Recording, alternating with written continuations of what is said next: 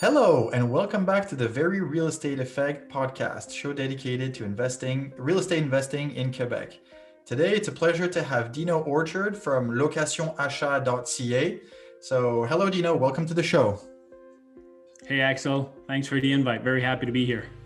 Super. So look, we actually met not that long ago on a real estate meetup, and I thought it was absolutely fascinating what you're doing. And I'm a little familiar with what Location Achat is, but I really wanted to spend some time with you so you can explain your business, how it works, what it's about, and so on. So let's jump right into it. And first of all, like, how did you get into that business?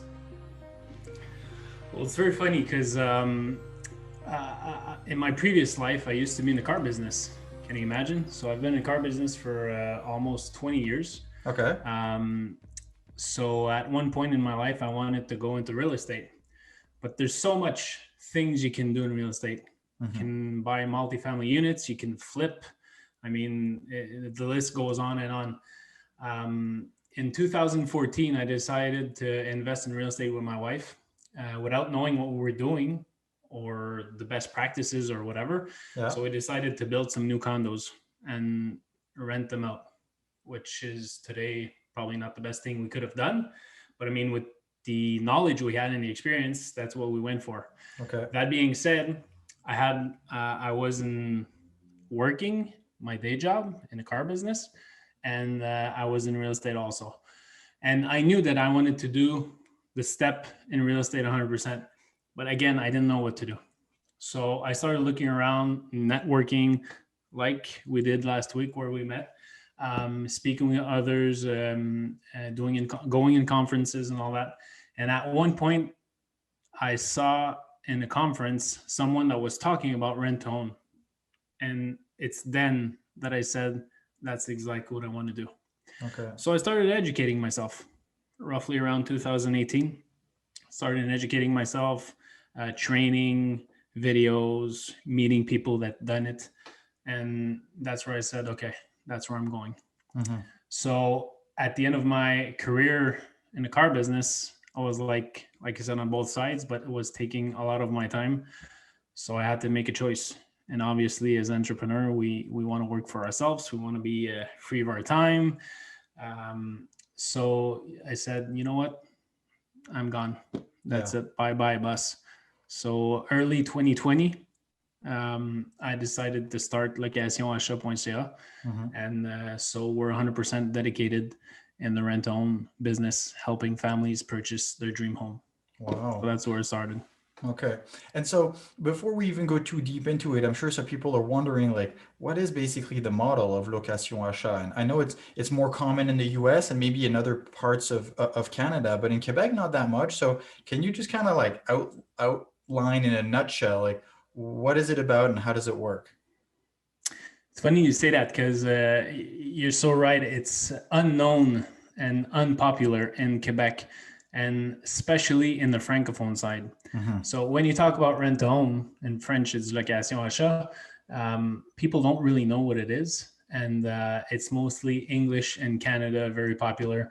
We're actually the only Quebec company and French company that's in the CAROP members. We're part of the association. So CAROP is Canadian Association Rent to Own Professionals. So we're very proud of being part of that community.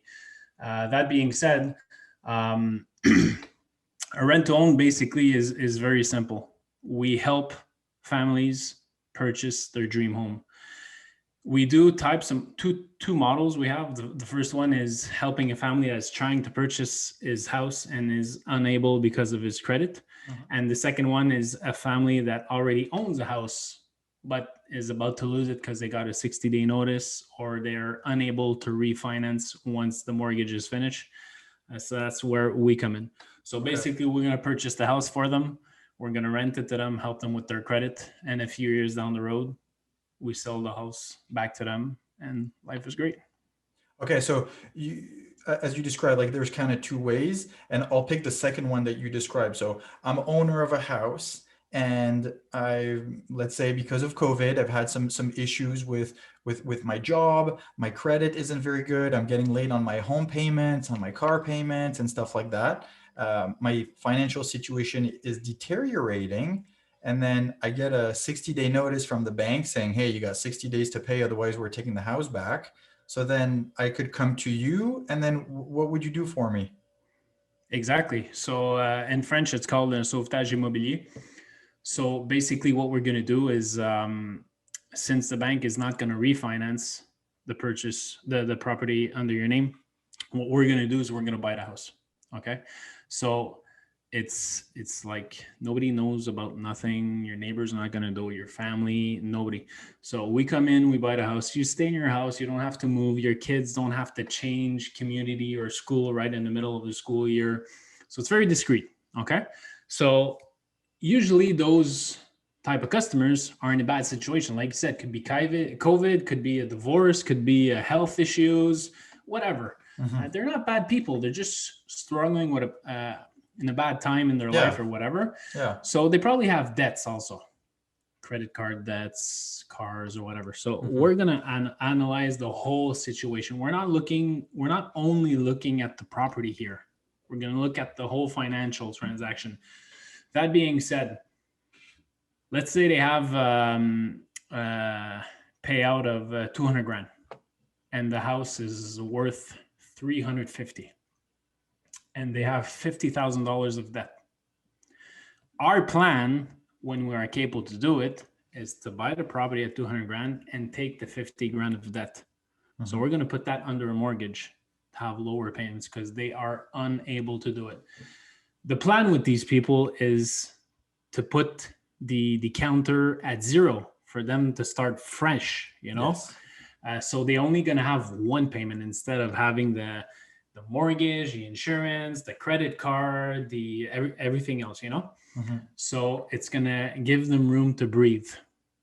And obviously, day one, we're going to start working on their credit because all our customers have the same thing in common, and it's a credit problem because of the bad situation they went through. Mm-hmm. So we're going to work on their credit. We're going to coach them. And down the road, roughly around 36 months, they did some great work and they are able to get a mortgage once again. And then we transfer the house under their name. Okay. So then you essentially originally buy the house from them, consolidate all of their debts, whether it's just their home, their car, their credit cards, like whatever other they may have. And then you give them some breathing room. You mentioned 36 months, so roughly 3 years.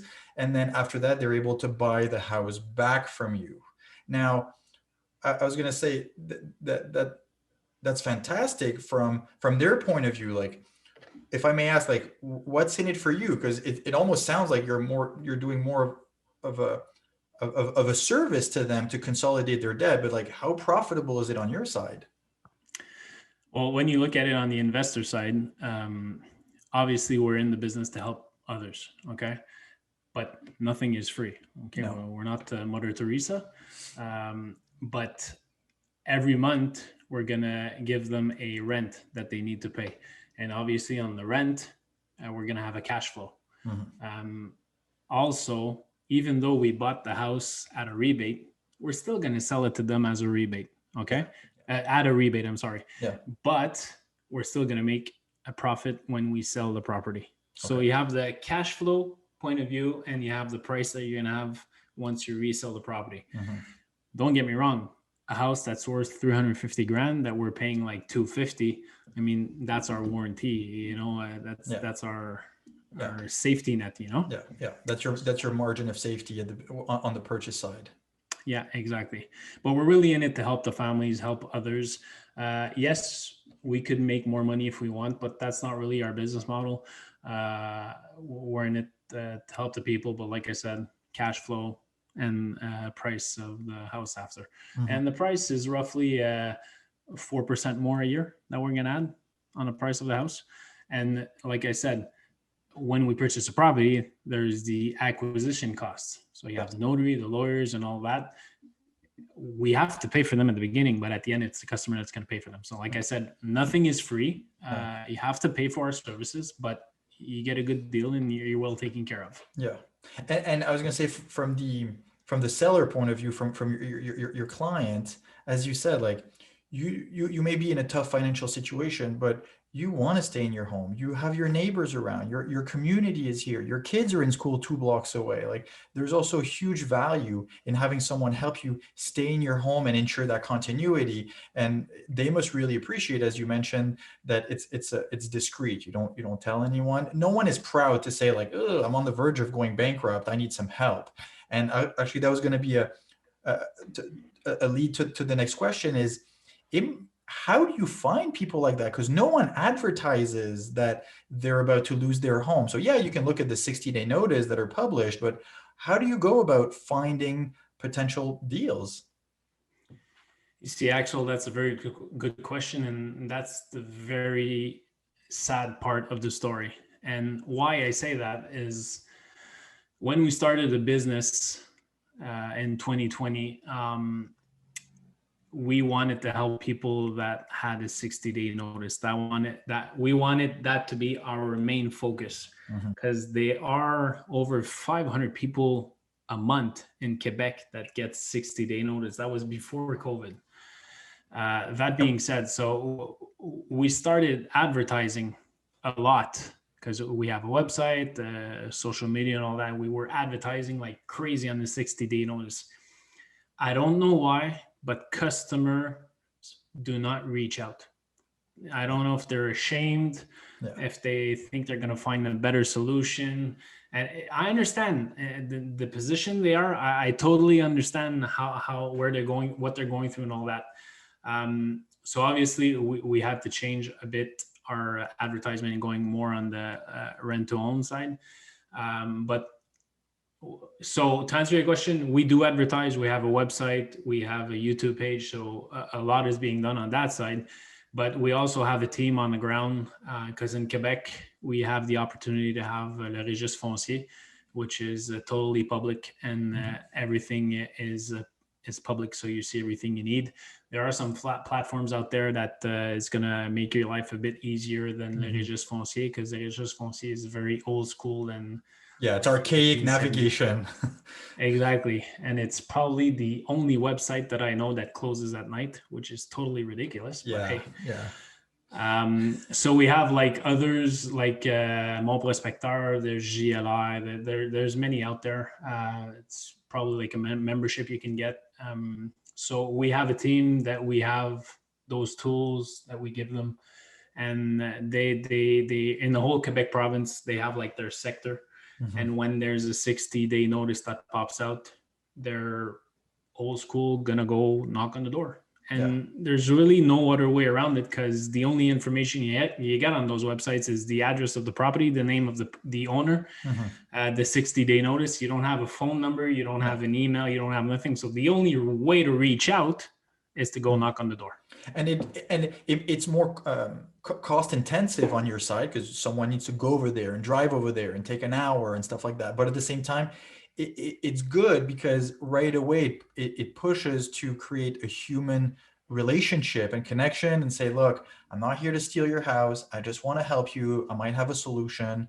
And I'd be curious to hear, like, do you guys have I don't want to say a script, but how do you approach it? Because when you knock on someone's door and say, hi, I know you have a 60-day notice. I'm here to help you. People must be weary. Yeah. I mean, I would be. Yeah. Yeah. Don't worry. I've done it too at the beginning. I knocked on a lot of doors, but you're right. It's very awkward in 2021 today when someone knocks on your door and like, nobody wants to get like, don't come at my house. Text me. Don't call me. You know? Exactly. So unless you're delivering an Amazon package, I want nothing to do with you. Yeah, and just leave it at the doorstep. Don't even ring. So but we're not the only ones to do that. And the thing I like about that is that a lot of flippers are gonna go knock on the same customers as ours, because their intention is to buy the house at a rebate, flip it, and make money, which is another business model, and it is very fine. You're gonna have realtors that are gonna go, hey, I know you have trouble. I can sell your house. The market is hot. Blah blah blah.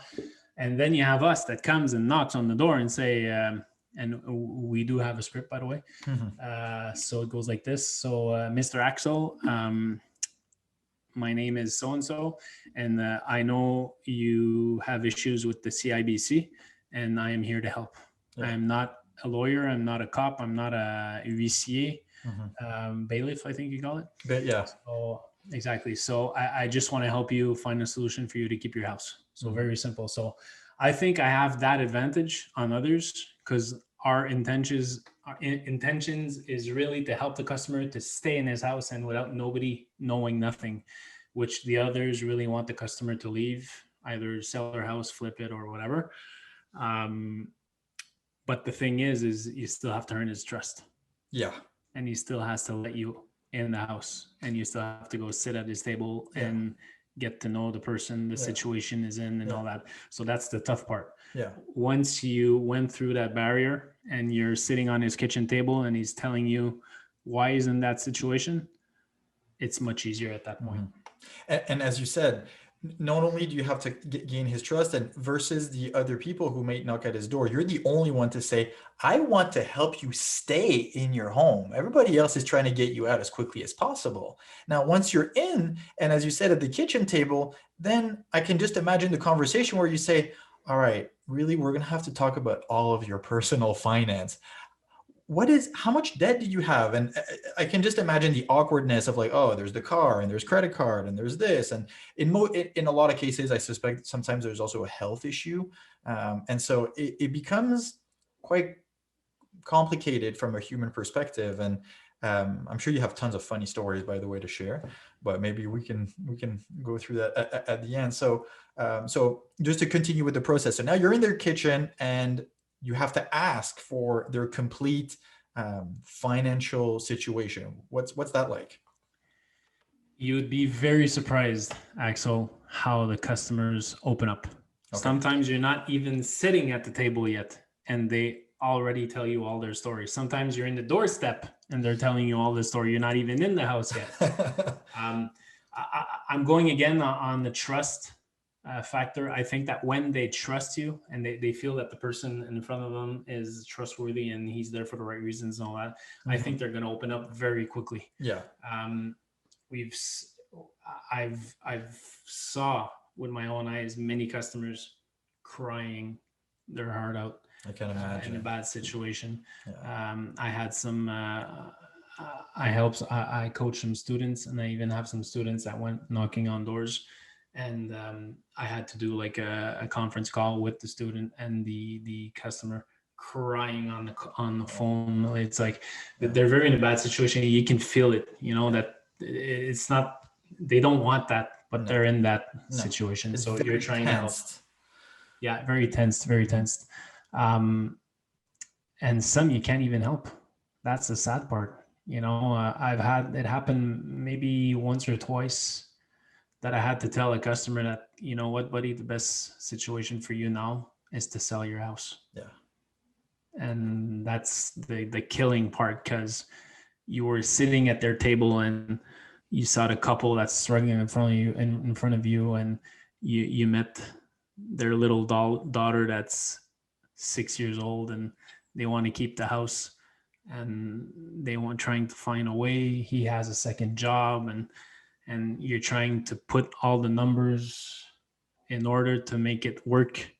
But some people are just like in too much debt, and there's nothing much you can do about it. So that's the hard part, but at least they still have a solution, and is to sell their house, which is not what they want. But I mean, you're in that situation now. It's probably best for you to do it now and restart over after, you know? Yeah. Wow. Okay. So, oh man, I can just imagine the situations that you've encountered. Okay. So then they share all this information with you. And then I take it that one, I mean, you have a time constraint. That 60-day notice has an end date. There's an expiry, so to speak. So you have to move quickly. So then what? You go back to the office and you try to make them an offer, or how does it work? Yeah.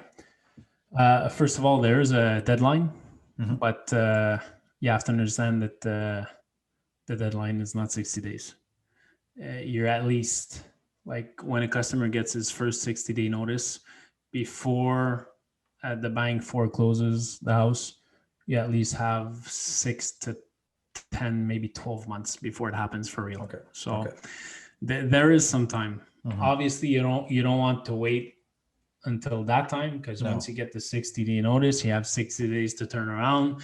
But after the 60 days, c'est avis de vente sous contrôle de la justice. Now, after the lawyers hop in and the fees and all that, so now it's your buyback is going up and up and up every day. So you try to do it before that. So Mhm. yes, there is a deadline, but it's not a Mhm. life or death matter, Yeah. Yeah. So what we do is, once we gain the customer's trust and we get invited in the house and we get to sit down at their table and to understand, first of all, we really want to understand the situation of the customer. Why is he in that situation? What happened? And often it's going to be, like we said before, lost his job, COVID, health issues, divorce. Uh, they're not bad people. They're just like in a bad situation. So Mhm. you want to understand that. And are they all telling the truth? No. But there's a way for us to figure it out with le registre foncier. You can see if the guy is, or the girl or whatever, is always Mhm. getting 60-day notices. If you see he gets one every 2 years, Yeah. well, I mean, come on. Yeah. So, but other than that, you understand the story. You also have to understand what is their intentions, because some customers are going to want to sell their house, even though that's not what we want for them. That's what they want. So you have to respect whatever they want. Yeah. So if they say that they want to keep the house, so now we have to go deep in the numbers. So that's where the private part comes less private. So we're going to need to know their income. We're going to need to know what are the debts, what are the monthly payments, is the taxes up to date, is there les impôts up to Mhm. date,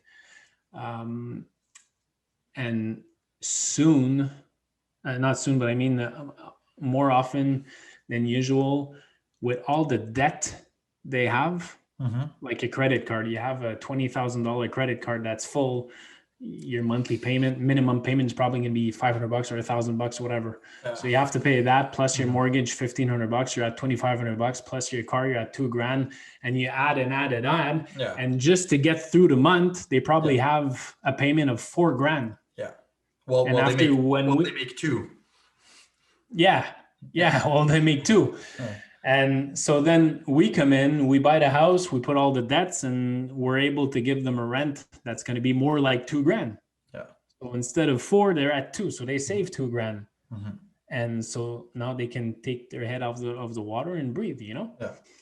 So we get all the numbers, and we try to figure out a rent that's going to be good for them, and that's going to help them, and also good for us. And after, once it's possible, we give them the proposal, and if they accept, obviously we're like the first part, we're gonna ask the customers to give us all the numbers, but once they are approved, now we need proof. Yeah. So we're gonna need like Statements and statements and all that to yeah. make sure Yeah. that we have the right numbers. Mhm. Yeah.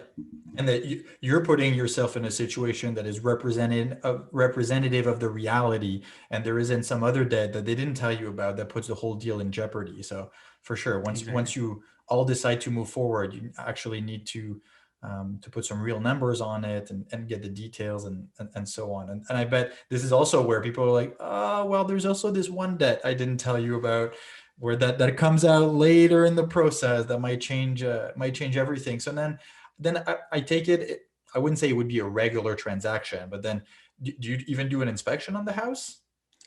Not when it's a customer that already owns the property, because he's probably been in it for 3 years, 5 years, 10 years. Mhm. So he knows his house. And Yeah. don't get me wrong, they're tenant buyers. So they're better quality than the tenant that's going to live in like an 18-plex, Mhm. especially those, because they acted as an owner Owner. before. Yeah. They took care of the house. They built a lot of souvenirs in that house, and So they have to take care of the property like it's theirs, and everything is at their fees. If they want to Hmm. renovate, it's all Hmm. at their fees. Hmm. And they tend to take care of the properties. Yeah. Yeah. Honestly, it happens a lot that we get a call and say, "Hey, I need a permit from the city to do this and that." So we just call the city, we get the permit and give it to them. Hmm. A few weeks ago, a guy built he didn't build it, but he did a larger patio. So they take care of the houses, Yeah. and it's pretty good for As them. you said, they were owners for a number of years, so they already have that pride of ownership, and they take better care of what used to be their dwelling. It's just that now, the ownership is someone else's. They pay rent, but they still live there, and they treat it like it's like it's their own. So, in order to do all this, like you must have had to build quite a team. And for example, I'm sure you use always the same notary. You probably don't have a notary on staff, but you always deal with the same team. So that, can you kind of walk us through, like, what does your human infrastructure around you look like? Because you must have quite a few boots on the ground. Yeah, well, we have roughly 8 to 10 people that are on the ground to go knock on those doors to do the whole Okay. Quebec. Mm-hmm. The advantage we have is we're partnered with a school that gives the training, which I took a few years back. Okay. And so we teamed up with them. And the beauty of this is that the students, when they take the class, from day one, they start in our company for a stage. Yep. An So they have internship, or yeah. internship, exactly. Mm-hmm. So day one, they have the internship. So they're really on the ground. They get to know what a 60-day notice is and what are the steps, what happens, and they basically go knock on doors Mm-hmm. to go through the process, to understand the process, to see what it is to deal with a human being in that emotional state. And so that's for the boots on the ground. Or else we have an analyst that's going to analyze all the transaction, the properties, the numbers, and all. That's my partner, who's the co-owner of the company. Mm-hmm. And we also have an employee that's going to do a customer service. So he's the one that is going to answer all the questions of the customers, is going to take the call when they call, and the leads we have, he's going to take care of them. So he follows the customer from day one until we get at the notary. So he takes care of all the steps. We do have a great CRM with a great process in place. So a lot of stuff is automated, so that no need really for human interaction. But other Yeah. than that, is one of our employees, Chris, that takes care of all the process. Out of curiosity, is it a CRM that's in the common in the market and off the shelf, or did you create your own? No, we deal with the Zoho. Zol? Oh yeah, Zolo. Yeah. No, Zoho. Oh, I've never heard of that one. Okay. The reason why we decided to go for that CRM is because it's very complete. It has a shitload of add-ons that you can put on the CRM for Mm-hmm. totally free. Nice. Customers can pay directly online. They could do the electronic signature, so we receive right away in our email Yeah. box. I have a nice workflow. My accounting is done with there. Our meetings are done with there. Wow. Replaces Calendly, Zoom, all Yeah. those extras that you pay a membership fee every month, all Mm-hmm. included in Zoho. Oh So I wow. really like the automation about that, Yeah. and the process is And good. and it's a complete package, because as you said, like when you start to get into it, there's so many ads on where you start paying 20 or 30 bucks a month, like it goes quickly. Yeah, Hmm. exactly. Yeah, and being properly set up from an IT slash electronic infrastructure is so important nowadays. I'm Yep. still kind of working through that process, and that's why I always ask, like, hey, what do you use? Yeah. So okay, and then just to get an idea, like what's roughly, and feel free to share whatever you're comfortable with, of course, but like you said, like you really ramped up in 2020, which was an interesting opportunity for the timing. What kind of volume of business have you been looking at in the last, like, 15 to 18 months? And the last 18 months, we probably did like 18 transaction. Oh, wow. Okay. Nice. Yeah. Yeah. So there's a lot of room for more. Hmm. Well, it's a We big have a market, lot. and you're the only one in Quebec. I mean, that you found a beautiful niche. You're the incumbent. Like, you have a super opportunity. Yeah, no, we do have competitors out there, Hmm. mostly on the French side. which are all great and awesome. I met a few already. I even have went for lunch with a few owners of those companies. But we have the different business models. Mm-hmm. And if you look on the rent to own side, a lot of our competitors are going to ask like a 15 to 25% down payment, which we ask a lot less. Yeah. So that's probably why we have a bigger volume, but we do a lot of advertising also, which my competitors don't really do advertising. Mm-hmm. I mean, like we said in the introduction, rent to own is very in Quebec unknown, but nobody really advertises it. Or when I started in this business, I used to do it on my own. I did many transaction before even being public with Locationachats. Yeah. But after, when we started the company, we went public and we're doing advertisements, so which not a lot of people are doing now. So Mm-hmm. And then, because I was thinking about that earlier, is that because of the difficult nature of your client base, it's also that when you knock on people's door, they're not even aware that that solution exists. So you must go through an education process just to be able to establish communication and trust and say, look, I'm not here to steal your house. I just want to help you. Here's how it works. And a lot of people are sometimes not open to this idea just because they don't know about it. They don't know how it works. They think it's a scam or anything like that. So a big part of your job on the upstream is actually just education. yeah, so true. You're right on it. And even today, being a public company that we advertise, we have a website, YouTube page, social media, and we're Mhm. always putting like videos, pictures, or whatever. It's very hard to get that customer. And yes, we have to give them an education at the beginning. Um, it's funny because when I started at the beginning, when I was a student, I didn't have the company. So I was just a student that's learning about rent owns, and also I was knocking on doors. And actually, while I was in that class, I actually did 2 transactions. But the thing that kept coming from the customers was, "Who are you? Who do you work Yeah, for?" yeah. And Why are you trying to help uh, me? yeah. So I'm Yeah, like, what? This is, the yeah, customer is right. So now the advantage that the team has is when they go, well, they're dressed with the company yeah, clothes, and they yeah, say, look, no problem. Go online, look at yeah, Locationachats.ca, yeah, go see our website, yeah. go see what we're all about, and so Exactly. it's a bit easier. But even though we still have to give them the education, and they still have to go check on a website. And like, I'm going to talk to you about McDonald's for sure. You know what a McDonald's is, or Yeah, yeah. maybe it's a big I example. know But the I mean, standard product. yeah, exactly. Yeah, But us, it's like, I didn't even know you exist. And yeah, anyways, yeah. And so I see it in the back. You also have different companies. You have Veda Rentals, CDK Capitals, and Clavada Properties. yeah. What are those other branches of your businesses? Have you gone to different segments, or what are those companies about? Yeah, well, our main business and company and focus is Location Achat, so the rent to own side. But every real estate investor knows that you have to diversify a bit. So even though Location Achat is doing very good and only growing and growing, I still wanted to diversify my portfolio. So Mhm.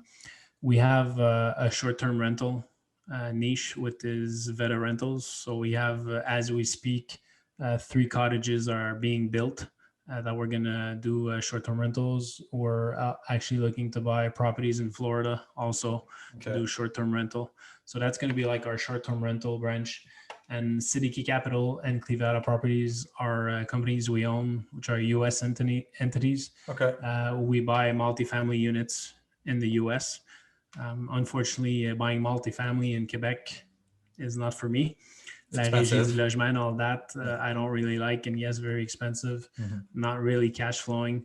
No. For me, it has to cash flow or it's a Mm. no. Yeah. So if it doesn't cash flow, I'm not interested. Yeah. And don't get me wrong, buying a 12 plex in Montreal that you're going to pay $2 million, which is totally ridiculous. but I know it's not a good deal, but I mean, it's a good purchase because on a long run, you're going to get a great bang for your buck. Mm-hmm. But I'm really looking for cash flow, Yeah. and which you won't have buying in Montreal multifamily Mm-hmm. units. So that's why we buy in the US, the multifamily units. Out of curiosity, because you mentioned Florida, are there other states that you focus on for the US? For short-term rental is Florida, Okay. but multifamily units for now, we're in Detroit and in Cleveland. Yeah. It's funny, I've heard a lot of people recently talking about Cleveland, and I have some US friends who live in Cleveland, work in Cleveland, and I was telling them, hey, there's a lot of people from Quebec coming to invest there. And they're like, why would they come here? And I'm like, well, compared to Quebec, it's actually really attractive. But to them, it was like, they're like, gross, It's funny. Just to give you an example, we right before Christmas, we closed on a 10-plex in Cleveland that we paid a bit under 300, which is a cash flow cow as we speak. And spend 300 grand here is going to be like buying a condo. As a one-bedroom condo. Exactly. Yeah. Totally ridiculous. So wow. So that's why we invest in the US. Yeah, no doubt. And that, it's funny you say that. I keep hearing about it, and I think I'm gonna have to do the plunge. We've been pretty good at managing stuff from a distance because we haven't always been here and still managing the properties. And I think I'm just gonna have to go with it, and at some point just go and find properties and invest at a distance, because you're absolutely right that the numbers make a lot more sense. It's just that for some reason, we started this 2 years ago, and I've just kind of wanted to keep in my backyard, so to speak. Not that I necessarily want to go to the properties often. I try to go the least amount as possible, but first you invest in the market that you know. Yeah, exactly. Mm-hmm. No, we don't manage none of our properties, either short-term rental or long-term tenants. Is always under a company, a managing company. So what's the difference between here or Cleveland? Exactly. No. Everything's done remotely, Zoom, FaceTime, WhatsApp, or whatever. There's so much technologies and notaries, lawyers. You can sign everything on your computer, on your phone now. So I mean. Mm-hmm. So actually, just as well, because by the time this airs, the other one will have come out as well. Like, I recently interviewed a fantastic couple who they live in England, and they bought an 88 unit property in the US.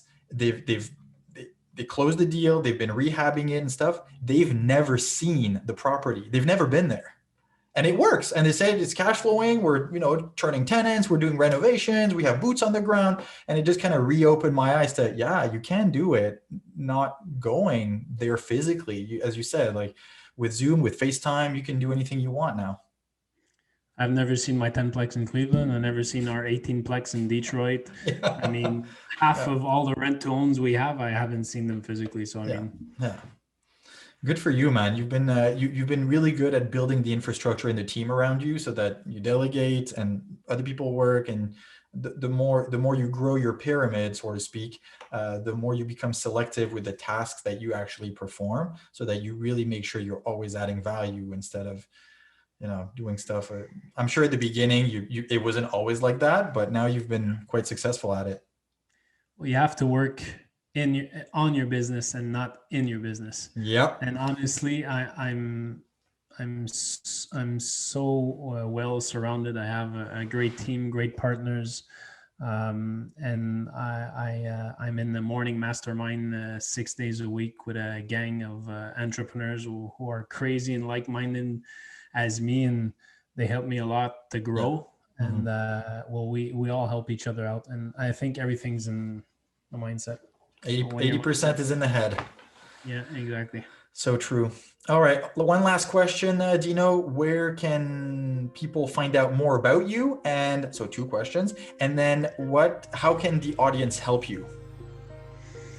Well, we're pretty much everywhere. I'm telling you, our business, Locationachats, is on every social media platform. We have a page in every platform. I'm on every platform also. You can find me at Dino Orchard, Instagram, Facebook, whatever. Locationachats is everywhere also. So, I mean, just give us a shout out, follow us, participate. You need some help, give us a shout. And if I can help you grow as an entrepreneur, give me a shout. I'm going to be happy to help you. Sounds good. Wow, great conversation. Thank you so much, Dino. I really appreciate your time. And you also mentioned that you were going to be on a radio show pretty soon. Do you want to tell us a little bit about it? Sure. I'm gonna be on a radio show tomorrow. Actually, I'm going. I'm after we finish. I'm driving to Quebec City, and it's gonna be. It's called La Bulle Immobilière. So it's a radio show all about real estate in French, and it's on 96.9. So Super. it should be airing in a week or so. Okay, perfect. So then it'll be almost at the same time that this comes out, and they can go on La Bulle Immobilière 96.9. Perfect. Great way to find it. Follow us on social. You're going to see it for sure. I'm going to share it as I'm going to share this beautiful podcast. Sounds good. Dino, it's been a pleasure. Thank you very much. Thank you everyone for listening. And as usual, if you have any questions, comments, if you have ideas for guests we should be interviewing, please reach out to me. Same thing, LinkedIn, Instagram, and so on. And feel free to share this with anyone you feel could benefit from it. So thank you everyone for tuning in, and I'll talk to you next week. Thank you and goodbye.